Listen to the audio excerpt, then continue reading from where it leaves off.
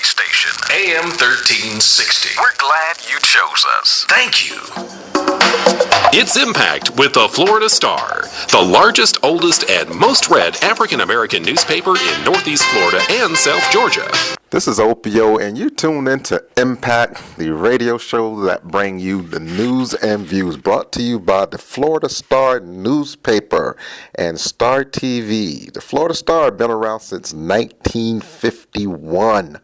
The oldest, the largest black newspaper in the area. Got a great show lined up for you today. We're going to talk about the Tamir Rice case up in Cleveland. You know, the 12-year-old boy that got killed by the police officer over there. We're going to have on his mother, Samaria Rice. And also we're going to have Gregg Greer on, who's an advisor on the activist side of that case. So y'all stay tuned. This is Opio right here on Impact. I'm on the phone with Reverend Gregg Greer. Reverend Gregg Greer is really an incredible activist. I met him when we were both at SCLC. He's in Chicago. This is somebody that has connections to the UN and some of the incredible work that he's doing. And he is the point person on the activist end of the Tamir Rice situation and doing the advising on the area. How you doing, brother? Hey, Opio. Hey, thanks for having me on. I really appreciate it. Thank you.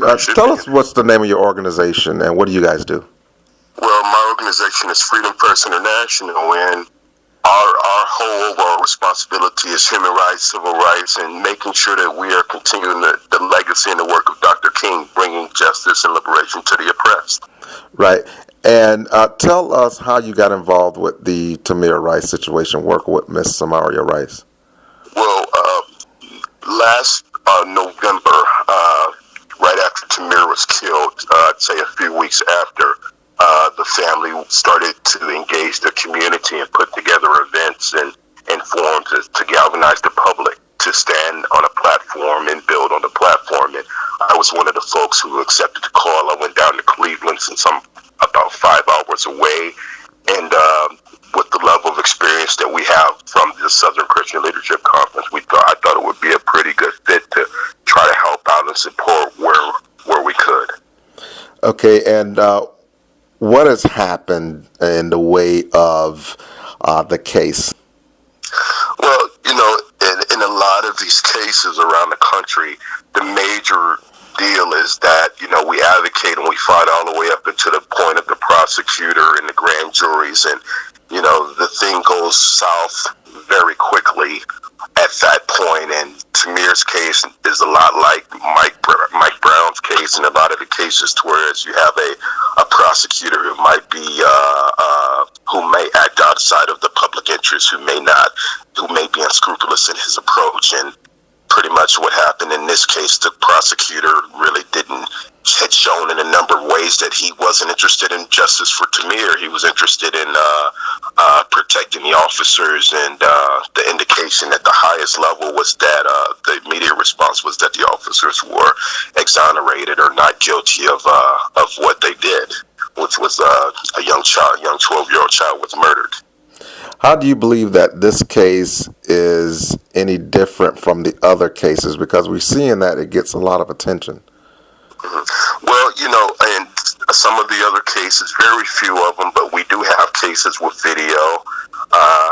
One of the things that was totally distinctive in Tamir's case was there was video all the way up before the incident began, all the way through the incident, and after the incident was closed out.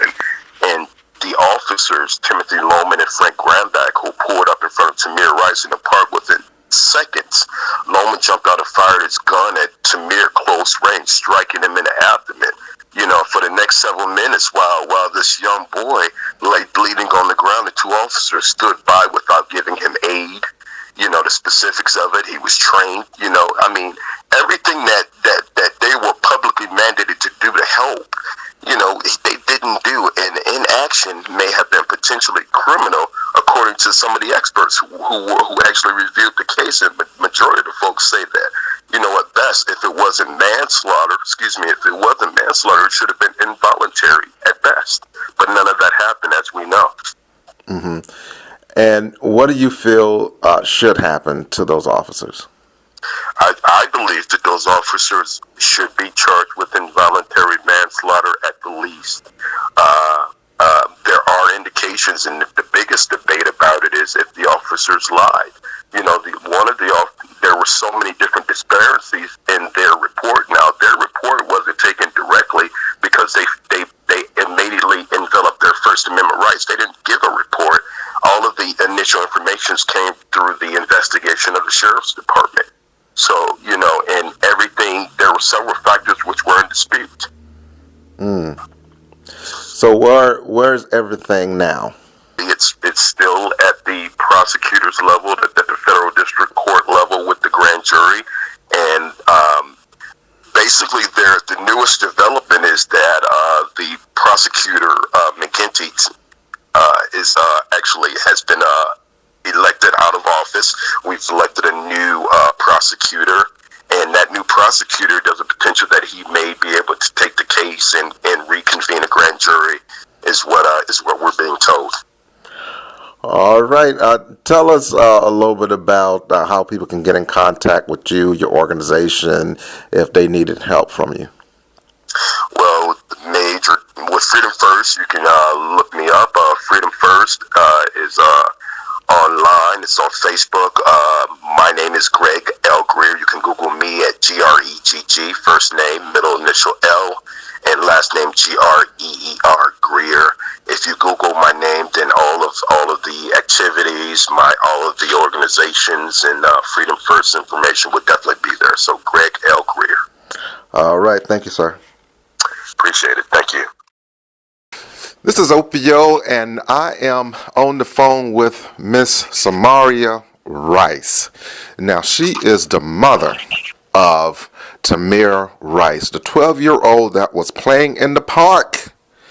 And police officers drove up in the park, shoots this little boy, and this goes out over the world because the mentality now is if you can't be a kid playing with a toy gun in a park without being killed, then something is wrong.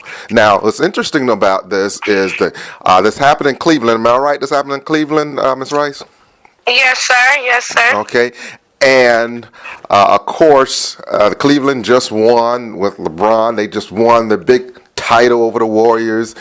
But also last night, if anybody watched the BET Awards, Mr. Williams, the actor Williams, he had a great speech, and he mentions Tamir Rice inside that incredible speech that everybody's talking about.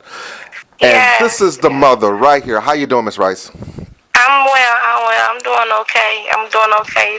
The days could be difficult, but today I'm doing okay.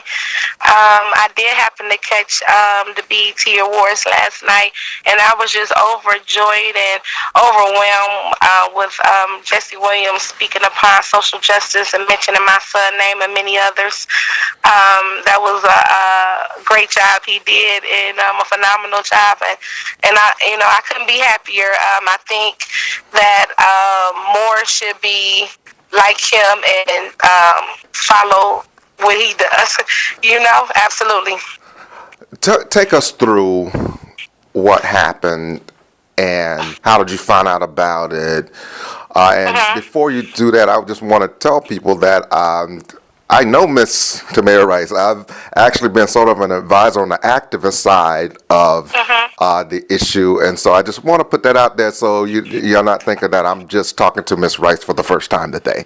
Okay, absolutely. Tell us what happened, how you found out. Take us through that day.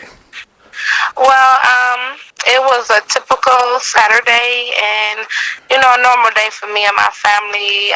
Tamir and Tajay is always going over to the recreation center, and it's a park area. And on Saturdays particular, they have available for the children. So they went over there to take access to the Wi-Fi in the gym, which provides a basketball, jump rope, things for the kids. And also it's a park area. Even though it was the middle of November, the kids will still play at the park area because it wasn't that much snow outside. I was at home cooking, and I got a knock at the door by two children from the area at the police dispatcher. And my 16-year-old was laying on the couch, and he stormed out the door, and I was really in shock and denial and told the boys that they didn't know what they was talking about. My kids are playing the part. My son was laying on the ground. It was 10 officers surrounding. My daughter was in the back of the police car, and my son was surrounded by the police. So I had my daughter to the left, along with Tamir and my other son to the right. And at this point, the police told me to calm down, or they would put me back in the police car because I was trying to get to my children, telling them that Tajay is 14, you need to let her go, and also trying to get to my son. So they really gave me an ultimatum after that. As I arrived, also the ambulance arrived, and they gave me an ultimatum to either go with Tamir, or stay with my other children that had to stay at the scene of the crime. So, of course, I got in the ambulance, and I went to the hospital with Tamir, riding in the front seat as a passenger, so I never got a chance to be in the back with Tamir. So that's how that event happened that day, and he was pronounced dead that night about 1 o'clock in the morning. So that's how that day went for me. And my life has been, it feels like a nightmare, and it has been in a whirlwind of emotions and tragedy. Now, tell me, as a result of this, what have you been doing? And I know that you've been talking about this. There's been activism around the whole deal. Tell me that part of it. I initially was in a blur because I've been through 2 sets of attorneys, and when I finally got with my last set, Greer from Freedom First International had introduced me to a lot of people, far as that were be honest to me and just help me, far as Billy Mills, yourself, and together with Billy Mills and my uncle, they developed my team, which includes Chicago and New York and Cleveland. So that's what my journey been, fighting justice for Tamir, along with my team and Gregg, and also strategically doing things with Black Lives Matter. My cousin Latanya Goldsby has been playing a big part in Cleveland, Ohio, keeping Tamir memory alive, keeping his name out there, and just doing the right thing at the end of the day, because the whole world seen what happened to my son. Right. And I just don't understand how can, the whole world not see what's going on, and we need some accountability, They seen it. Everybody seen it. So what happened to we need some accountability out here. So what happened to the police officers? Tell us what happened after the police officers killed 12-year-old Tamir Rice. Well, from what I was told, they went to not active, but like a desk job or something in the gym, where they had some light duty. I don't really think they're active in the community, but as of right now, we're definitely trying to get them officers fired. My attorney and my cousin Latanya Goldsby, along with also another young lady, Ryan Brown, and Kareem, that's coming out of Cleveland, that's trying to get these officers fired. So we're trying to work all together to get it done. Because from my knowledge, they're still working. Like, they're still getting paid. Like I'm not understanding what's going on. And I'm still seeking an indictment from the Department of Justice as well. We're in conversation with them. So, they have an investigation going on, and we're in close conversation with them at this point. I'm really asking to request to speak to Loretta Lynch at this point because my initial meeting was with Vanita Gupta, but I really need to speak to Loretta Lynch. So me and my uncle is going to put together a letter, and we're going to try to reach out to her along with my attorneys, because I need to understand why I can't have an indictment for the murder of my son. I need to be able to understand that. So what has happened is right after they shot him, I guess there was a local investigation from the police department. It was a local, state, it was no indictment, because Prosecutor McGinty really never had no intentions fighting for my son the way he performed the whole case, to me, in my eyes. He did not advocate properly for my son, and that's just what I seen. You've been around and you've been speaking to young people. You've been speaking to colleges. Tell us a little bit about what are you getting and what are you talking to the college people about? What are they asking you? Well, it's just not so much what they're asking me. I'm just really trying to let them know that, as I do the speaking tours across America, along with Ryan Brown helping me, you know what I'm saying? Because she has been a great help to me, and she is a college Mizzou student. She also did some organizing for Black Lives Matter.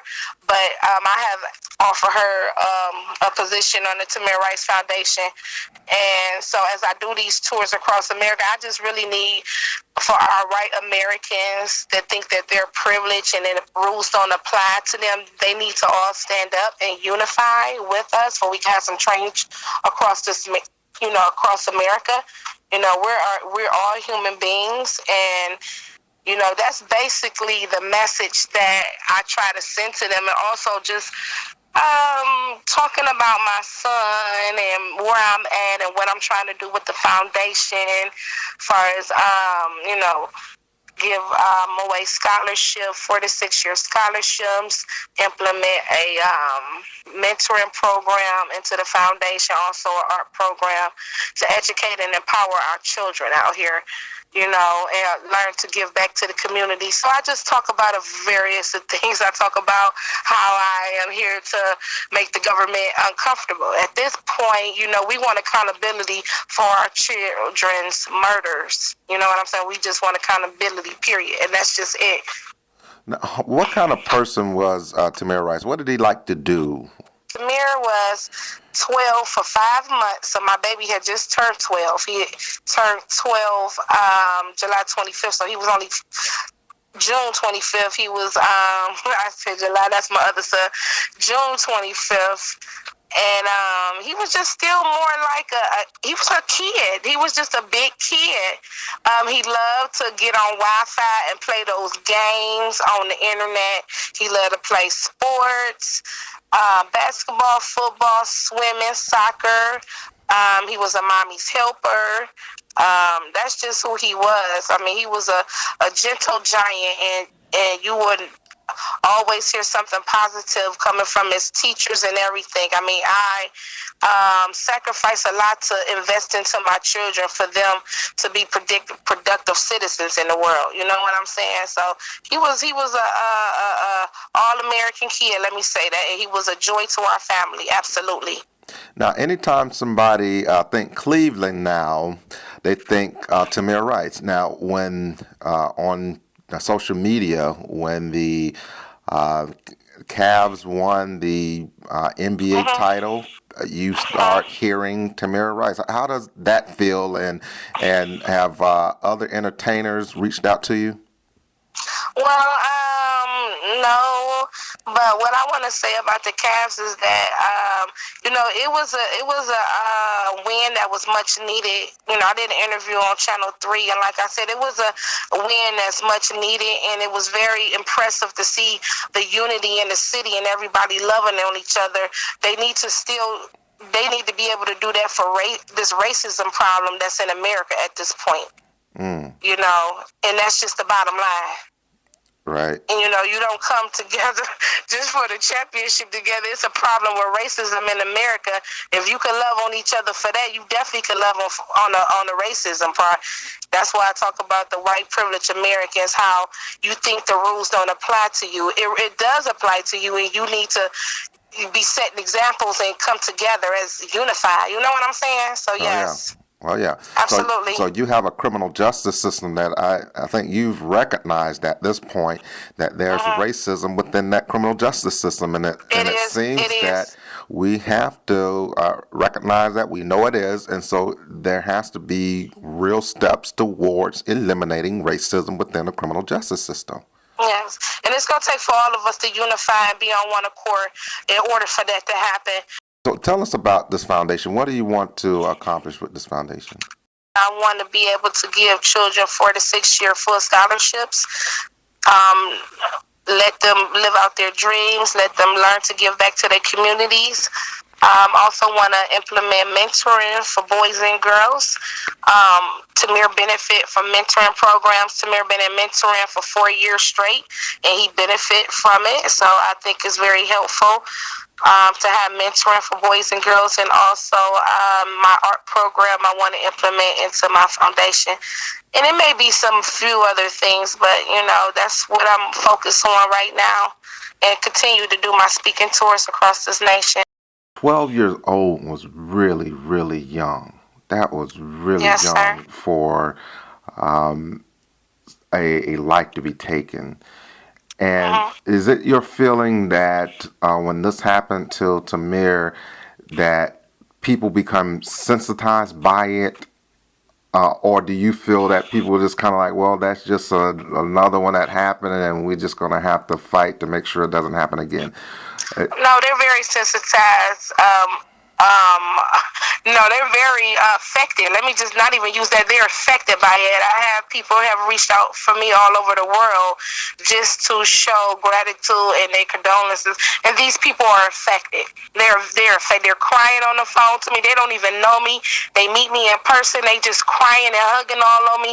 I mean, and I embrace it. Don't get me wrong. I embrace it, because what else I'm going to do? But it's affect the whole world. Absolutely. Yeah, yes. I think it has.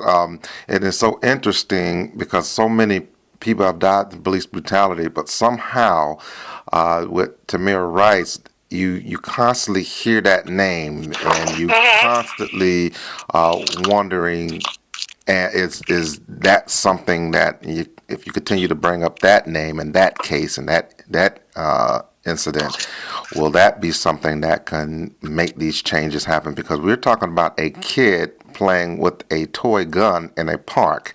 A phone call caused the police to come out there, and a kid playing with a toy gun in the car that did not say anything to threaten a police officer ultimately gets shot and killed while police officers stand there and allow the boy to suffer on the ground.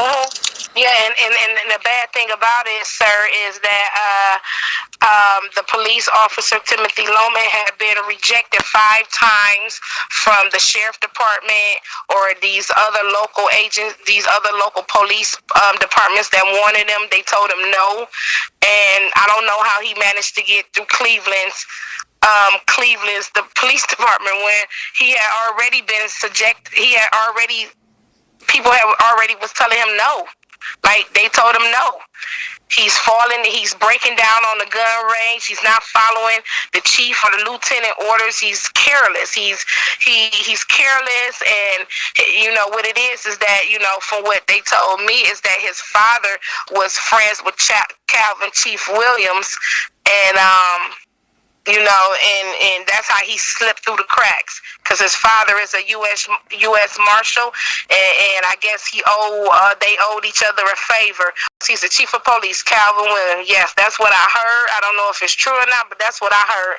And if that's the case, that you let this man come in knowing that everybody else rejected him, and now my baby is dead, it's a problem. Right. Yes. It's a problem. What do you want to see across the country in the way to make sure these type of thing doesn't happen again? Are there some things like body cameras or citizen review boards or? Well, actually, we need to create some laws for some change. That's the bottom line. That's where I'm at. We're going to create some laws to hold these officers accountable for it. Make them get some insurance policies. Make them have some random background checks, mental checks, or drug testing. I mean, we're expecting these people to protect us at the end of the day. We can't have them all messed up. If you know what I'm saying, if they messed up in the head, why are you protecting us? Right. No, we need some changes. We need some laws changed. That's where I'm at. I wanted to mention again the speech that Jesse Williams made on the BET Awards, and I wanted to give you an opportunity to express something to him as well as other people who have lifted your son's name up and keeping everything alive.